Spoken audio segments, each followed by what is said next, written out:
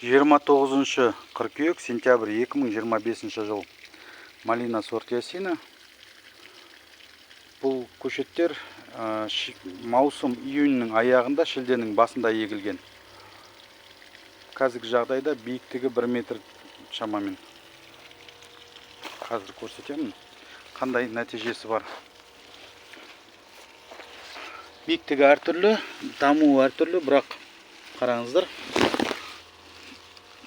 жеміс беріп жатыр.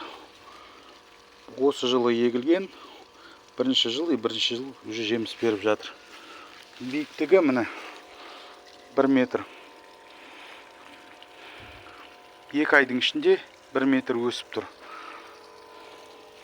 Бұған су дұрыс берілмеген, күтімі төмен, соның өзінде жеміс те беріп жатыр, өсіп жатыр. Бұның ерекшелігі міне қараңыздар. Малина Ясинаның шыбықтары жұқа болады, сосын байқасаңыздар мынандай ақ болады.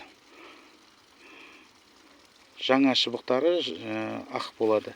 Піскен шыбықтары, пісіп жатқан шыбықтары мынандай қызыл болады. Қызылдау болып келеді.